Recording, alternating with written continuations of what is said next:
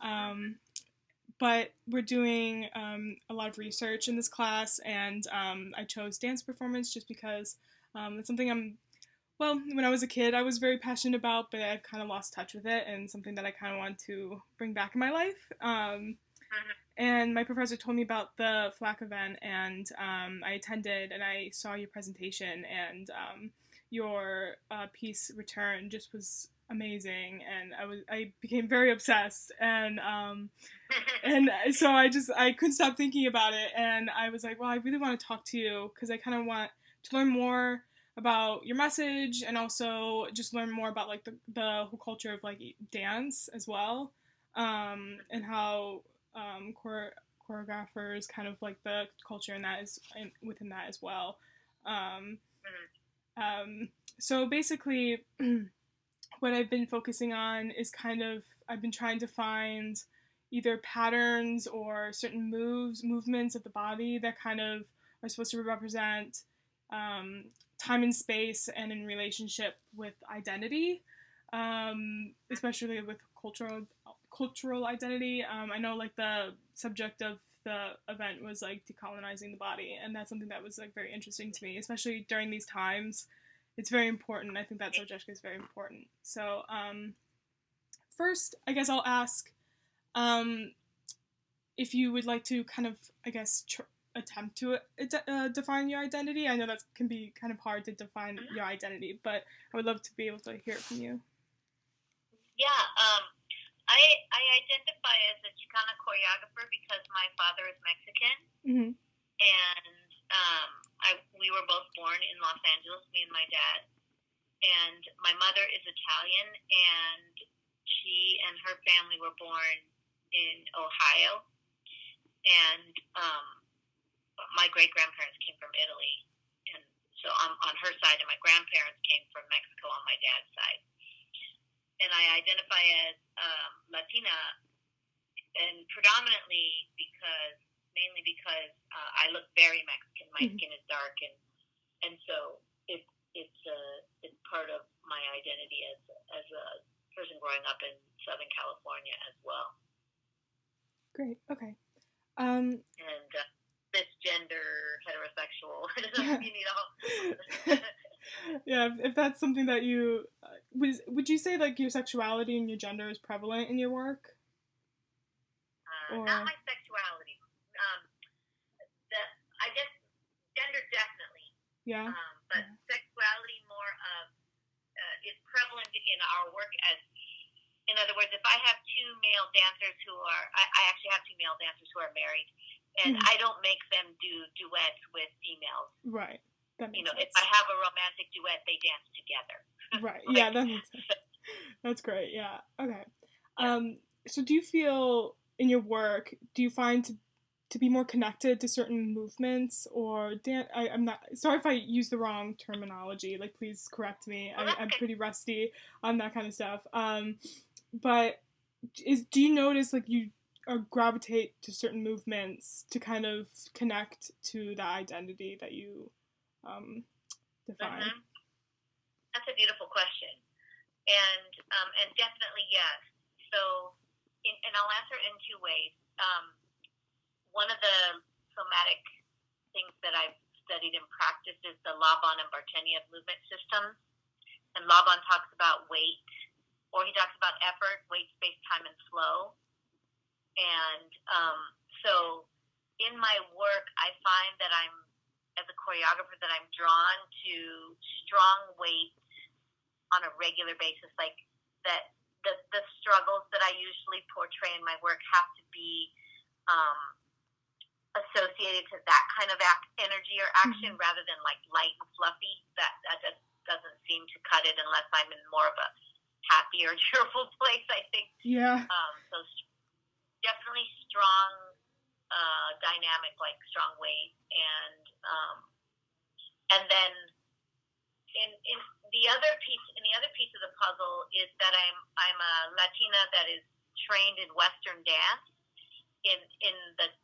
We're working on this discussion right now nationally of decolonizing dance. And all of my training is Western, so I'm dancing the colonized forms. ballet and modern. But predominantly I am a modern dancer. I did not study a lot of ballet as a child like most people I know do. Mostly I started with modern dance. And I study what's called the Jose Limon and Doris Humphrey style, the very old school modern dance style. And Doris Humphrey was Jose Limon's modern dance teacher. And Jose Limon is also Mexican, and so I feel a kinship in that regard. And I studied with people that are direct descendants of both Doris Humphrey and Jose Limon, so I have this very strong lineage to that style. Okay. Beautiful. And I think that the way that I use weight is from that style of Doris Humphrey and Jose Limon, which is this idea of playing with gravity and falling with gravity. And you see that a lot in that work. Yeah, and I remember when I was watching The Return, I remember there was like a lot of, I definitely noticed like that weight.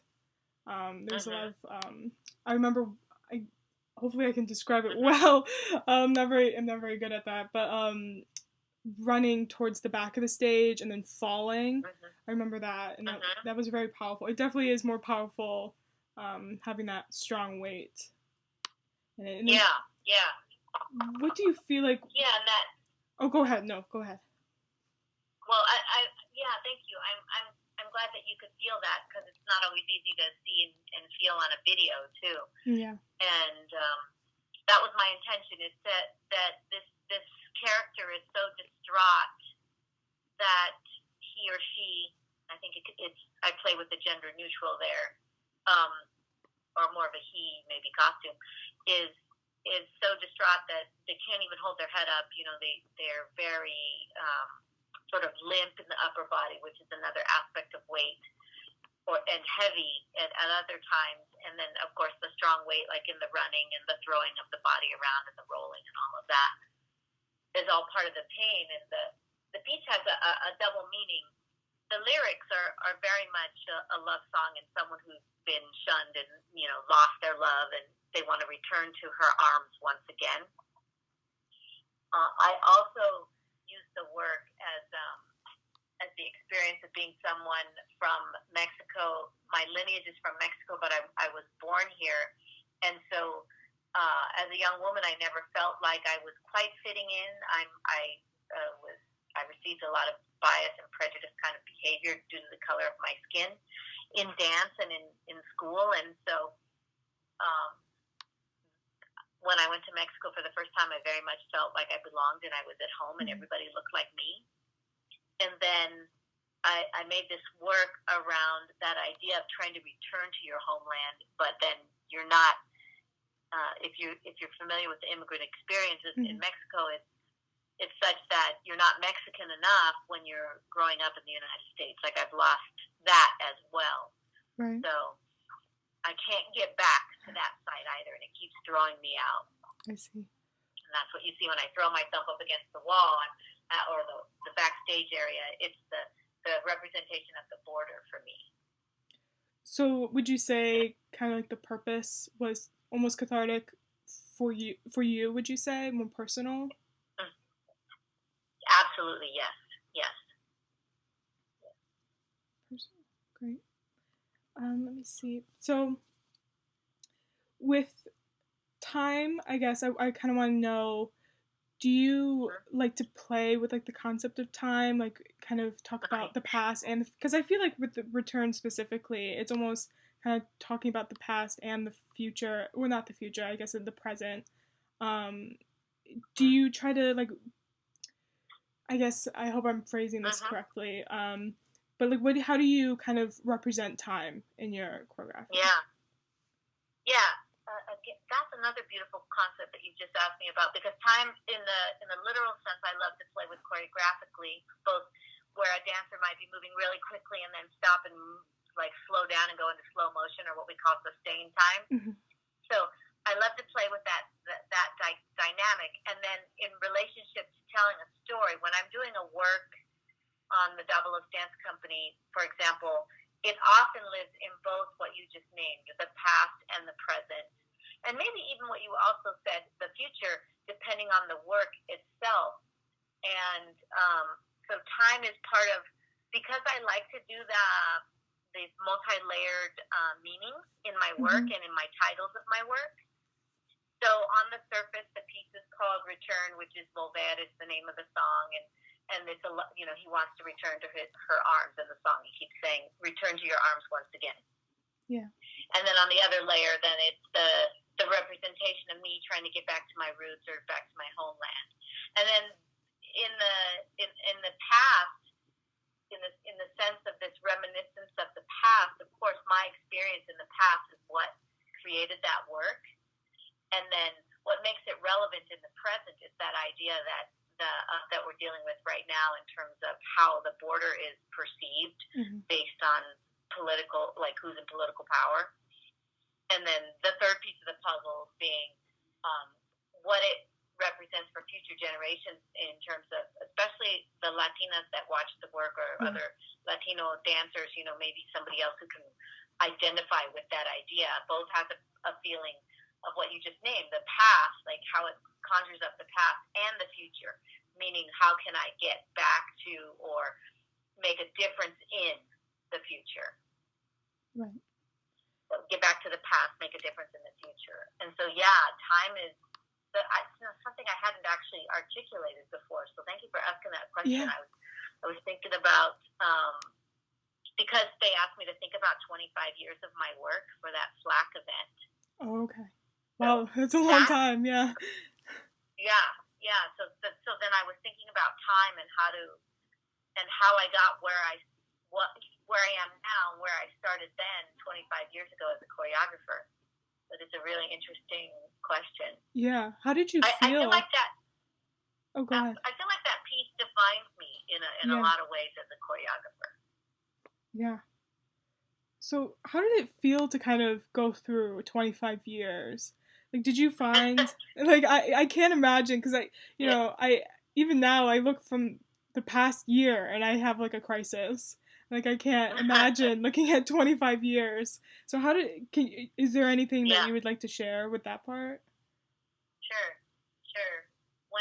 When I started 2019 school year in the September, so in August I was rehearsing for the beginning of our 25th anniversary year, and I had this plan to do 25 dances over the year, and either rework an old one, restage an old one completely as it is, like Return completely as it is, or make a new one. And I had a plan, and then COVID-19 hit, so all we got was to rework this piece that I did in 1995 called Border Spaces and Brown Eyed Girls. And I changed it to Border Spaces and Brown Eyes, and I had men in it, not just women in it, the second time around. And what I noticed over my 25 years, when I went back through videos and everything, was that I was really, or am still really, attracted by this modern dance style. And yet I also now want to question this decolonization in my own body and how to work through that. And so I've been layering indigenous movement practices from Mexico. I think most of us know it as like Aztec dance. Right. And then also ballet folklorico, which is also problematic because it's also a colonized form with Spain. And so the Spanish brought over similar movement to ballet folklorico, which is Mexican folk dance, which is what everybody in Mexico will celebrate as their own tradition, even though it is based on colonized forms. So I think what I'm starting to layer in is how my own sort of indigenous DNA is now part of the conversation in movement. Right. And before it was just strictly modern dance. Yeah. And that helps me also branch out as a choreographer, so that I'm not still making the same dance 25 years later, so I hope it's going to make a difference. Yeah, that would be preferred, yeah. You wouldn't, yeah. Yeah. So this could be backtracking, but I was just curious.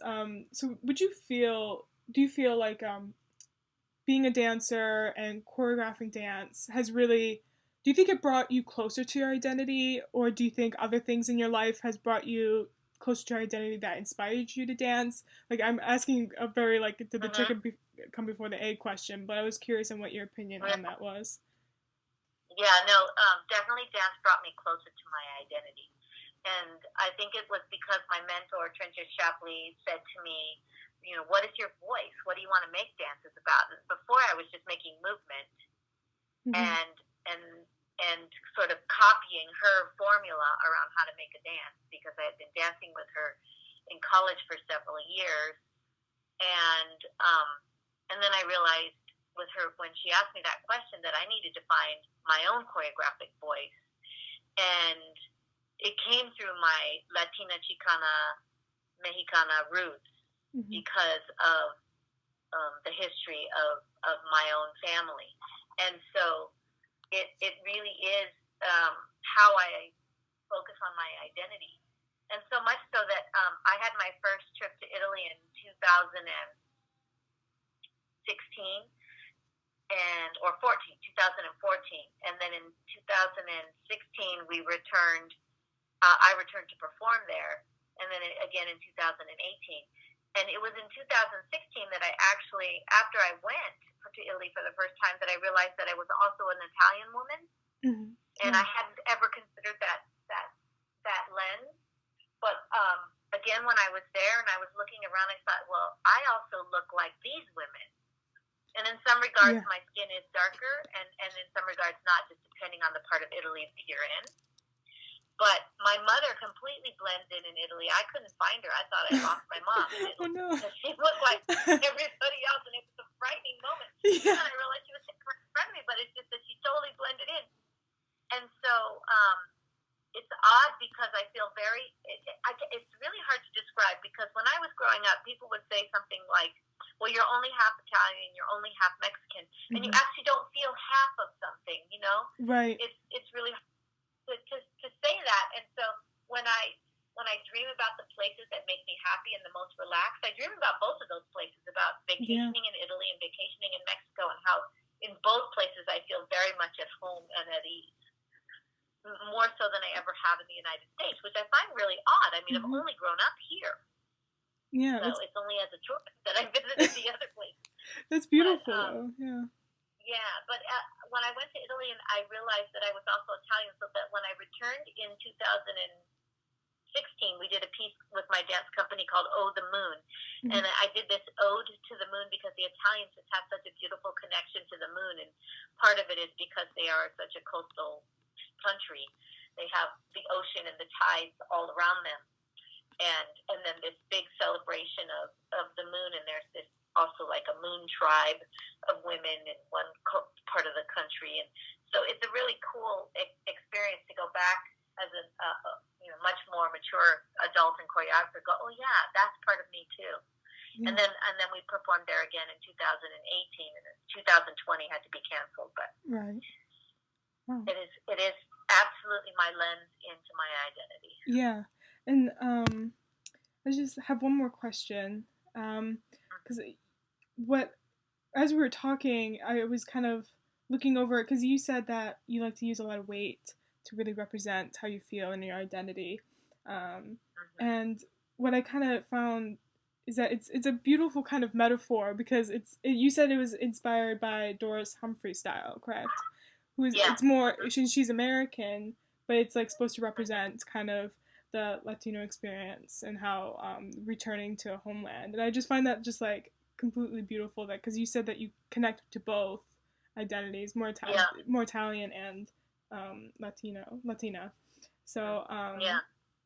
I kind of wanted to ask. So would you say that you still connect to that, like for the future? Do you still want to use like that weight in your choreography, or are you trying to almost put that in the past? Or obviously, I want to know what you are kind of thinking. Yeah. Yeah, in terms of quality of movement, I'm always drawn to strong weight and what we call bound flow. More bound flow means doesn't mean like tense; it just means more control rather than like Okay. a spaghetti kind of flippy floppy movement. But bound weight, sorry, strong weight, bound bound flow and that play with time Mm-hmm. and sustained and quick time. Those are kind of like my thing. And so what I'm doing in my late 50s, that's where I am now, is that, and I'm not afraid to say my age, is that I'm looking at that effort, what I call my effort life, Mm-hmm. Laban's discussion of weight, space, time, and flow, and trying to just look at patterns and if those patterns are still serving me for that message. And so if the message is struggle and pain, I tend to stick with the strong weight. And I'm also trying to vary the sort of texture of the movement. Like, am I always doing the same looking movement? So I am examining that on a right now pretty heavily, and so I'm sure I will always be drawn to those efforts, Mm-hmm. weight, time, and flow, mostly those three, and that part of like the way the kind of person I am, so they go with my style, but I'm using a lens of this effort life that is a pattern to see where it still works and where the message is still clear. And when it becomes redundant, just like when you're writing a paper, like, do I need to keep saying that over again? Right, that makes sense. Great. Okay. So, but it is part of one of the Laban drives that is fascinating to me. So. Yeah, it is fascinating. Yeah, and that was pretty much all that I needed to know. Well, I guess for today. And I wanted to ask, would it be okay if like I have a quick question, if I could just email you and we can just have communication through there if I need to? Sure. Okay, yeah, awesome. Absolutely. Awesome. Well, yeah, I'll probably we have a little Thanksgiving break coming up. Yeah. And I'll probably go off email Wednesday through Saturday or so. Yeah, I understand. Yeah, I don't want to. Yeah, you gotta enjoy your time with your family. Yeah, I understand. So I'm so gonna try. Yeah, I know, but especially during these times. Yeah, I'm from Metro Detroit, and I had to stay here, and would be the first holiday that I won't be with my family. But you know, wow. yeah, it's sad, but you know, I'd rather my family to be healthy, and then right. me to be, you know. So yeah, so I hope you have a lovely.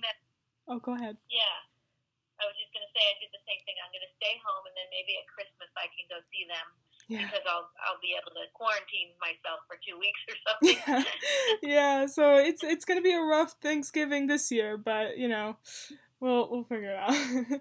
Well, I wanted to thank you for talking to me today. I really appreciate it. It's been a great conversation. I think I learned a lot, and I think you spoke so beautifully, and it just was very enjoyable to listen to. So I want to thank you.